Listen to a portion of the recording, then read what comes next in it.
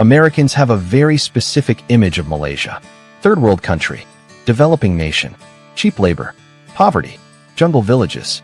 The kind of place you visit for exotic tourism and then leave feeling grateful for American prosperity. That image is completely wrong. And the Americans who actually move to Malaysia, expats, retirees, digital nomads, entrepreneurs, discover something that shatters their entire worldview. Malaysia isn't poor. In many measurable ways, it delivers quality of life America can't match despite being exponentially wealthier. This isn't anti-American sentiment.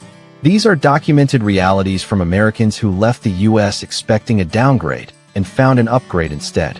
From healthcare to housing to work-life balance to daily living costs, Malaysia quietly outperforms the country that's supposed to be the richest, most advanced nation on Earth. I've interviewed dozens of American expats living in Malaysia, talked to retirees who moved from California and Florida, spoken with families who relocated from New York and Texas. And the shock is universal. Nobody expected Malaysia to be this good. Before we break down exactly what shocked them most, here are 3 realities that will make every American reading this uncomfortable. Americans paying $1,500 monthly for health insurance in the US get world-class healthcare in Malaysia for $50 to $80 per visit. No insurance needed. Americans spending 60% of income on rent in major cities buy 3-bedroom condos in Kuala Lumpur for less than a studio apartment costs in Brooklyn. And Americans working 60-hour weeks with 2 weeks vacation are watching Malaysians work 40 hours with 20-plus days off and wondering what the hell happened to the American dream. Let's expose what Americans discover when they actually experience Malaysia. Reality number 1. The healthcare system is better and cheaper simultaneously. American healthcare is a nightmare. Everyone knows this. Insurance costs $400 to $600 monthly. Deductibles run $5,000 to $8,000 before coverage starts.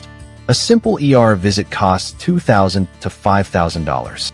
Surgery can bankrupt families. The system is designed for profit, not patience.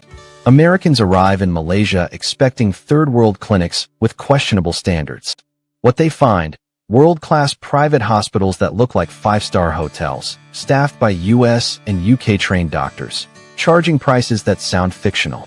Specialist consultation, $40 to $60. MRI scan, $200 to $300. Appendectomy surgery, $3,000 to $4,000 total.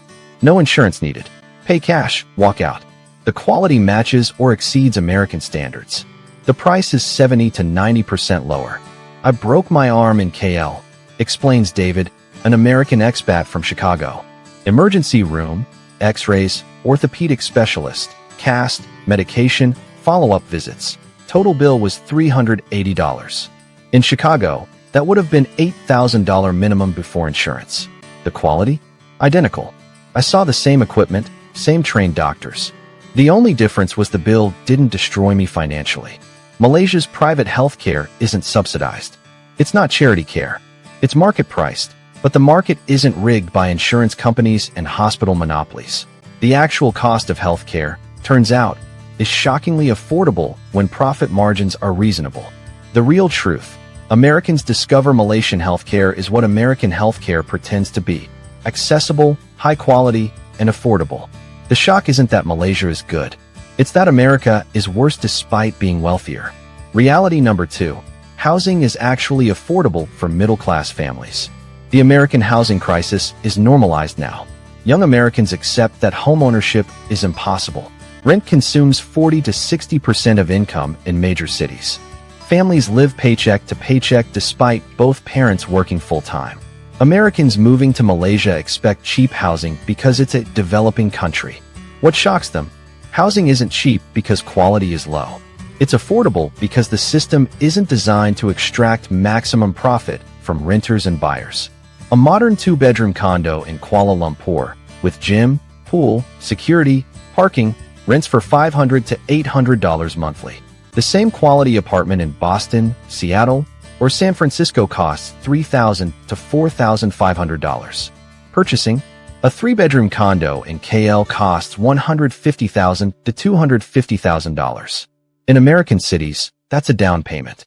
My wife and I sold our 1-bedroom condo in LA for $600,000, admits Robert, a retired teacher. We bought a 3-bedroom penthouse in KL for $220,000, pocketed the difference, and our monthly costs dropped 70%. Our quality of life went up. Our financial stress vanished. We kept asking, why can't America do this? The answer is simple. America's housing market is financialized. Properties are investment vehicles, not homes. Malaysia's market prioritizes housing people over maximizing returns. The result?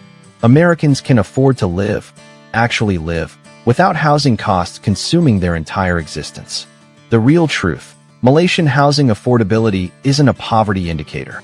It's proof that housing can serve people instead of investors, and Americans realize their own country chose the latter. Reality number 3. Work-life balance isn't a fantasy, it's culture. American work culture is toxic. Everyone knows it. Nobody fixes it. 60-hour weeks are normalized. Checking emails on weekends is expected. 2 weeks of vacation is generous. Burnout is a national epidemic. Americans expect Malaysia to have a worse work culture. Longer hours, fewer protections, exploitation. Reality? Malaysian work culture respects life outside work in ways American culture actively destroys. Standard Malaysian workweek, 40 hours. Overtime is regulated and must be compensated. Annual leave, 15 to 20 days minimum, and people actually take it. Public holidays, 11 to 14 nationally, plus state-specific religious holidays. When work ends, work ends. No cultural expectation to respond to emails at midnight. No badge of honor for sacrificing family time. I worked in finance in New York, explains Jennifer, now working remotely from Penang. 80-hour weeks were normal. Vacations were theoretical. You take them, but still work remotely. In Malaysia, my colleagues leave at 5:30 p.m. and don't check email until the next morning. At first I thought they were lazy. Then I realized they're living. I was the one doing it wrong. Malaysia's GDP per capita is lower than America's. But happiness indexes, life satisfaction scores, and mental health indicators tell a completely different story. Malaysians have time to enjoy the money they earn. Americans earn more, but have no time to enjoy anything. The real truth: work-life balance in Malaysia reveals American work culture as a choice, not economic necessity. The country Americans thought was behind is actually ahead on the metrics that determine quality of life. We want to hear from you right now. Drop a comment below and tell us. If you're American, does this shock you? Does it piss you off? Does it make you question what you've been told about America's superiority? Be honest. If you've moved from a wealthy country to Malaysia or anywhere similar, what shocked you the most? Drop your story. And if Malaysia just became interesting, if this shattered your assumptions about what developing actually means, comment "assumptions shattered" below. Your thoughts. Right now, reality number 4, public transportation actually works. American cities are car-dependent dystopias. Public transit is underfunded, unreliable, and often dangerous. Owning a car is mandatory, not optional. Traffic is a daily nightmare with no solution. Americans arrive in Malaysia expecting worse infrastructure because it's a less developed country. What they find: modern, clean, air-conditioned metro systems that put most American cities to shame. KL's MRT and LRT systems are new, efficient, integrated, and affordable.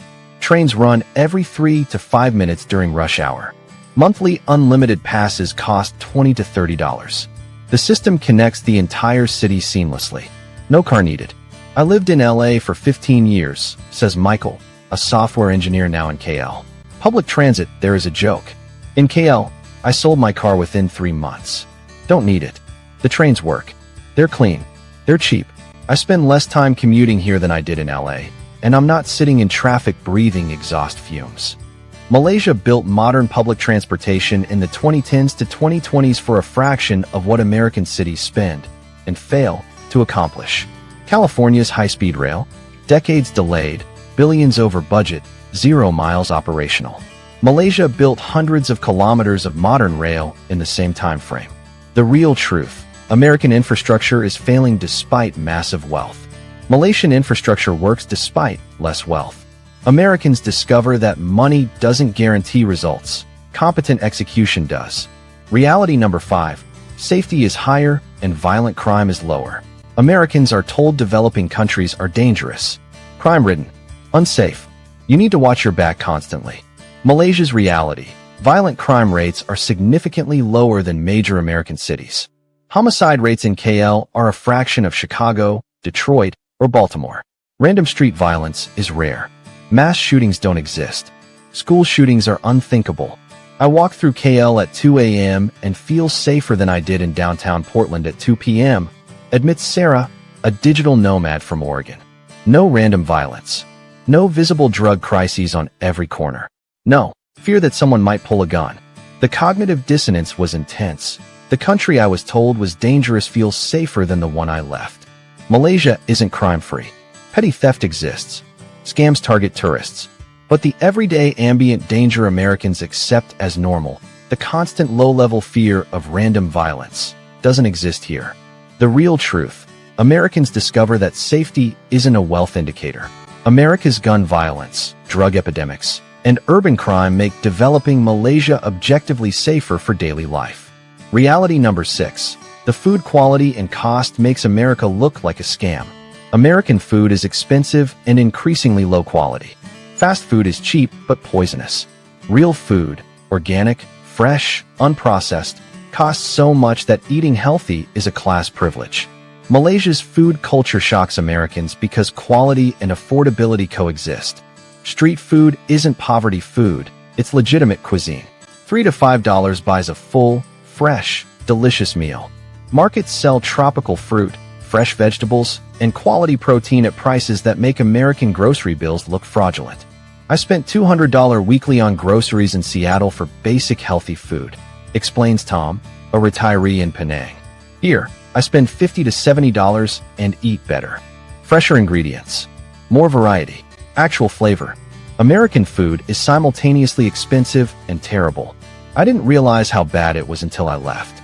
The real truth: Malaysian food affordability and quality reveal American food systems as designed for corporate profit, not human nutrition.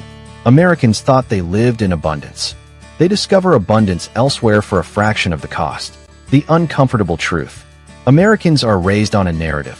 America is the richest, most advanced, most successful country on earth. Everywhere else is behind. Developing countries are poor. Americans have it better. Then they actually experience Malaysia, and the narrative shatters. Malaysia isn't perfect. It has problems: corruption, inequality, political dysfunction. But on the daily metrics that determine quality of life, healthcare, housing, work-life balance, safety, food, transportation, Malaysia delivers what America promises but never provides. The shock isn't that Malaysia is secretly wealthy. It's that American wealth doesn't translate to American quality of life. The richest country on earth can't house its people, can't provide affordable healthcare, can't build functioning public transit, can't create work cultures that don't destroy mental health. Malaysia does all of this with a fraction of America's resources. That's not a Malaysian miracle. That's an American failure. We want to hear from you. Are you American? Does this shock you, anger you, or confirm what you already suspected? Have you experienced this reality shift yourself, in Malaysia or elsewhere? Drop your honest takes. Disagree completely if you want. That's what this community is for. If this shattered assumptions you didn't even know you had, smash that like button and subscribe.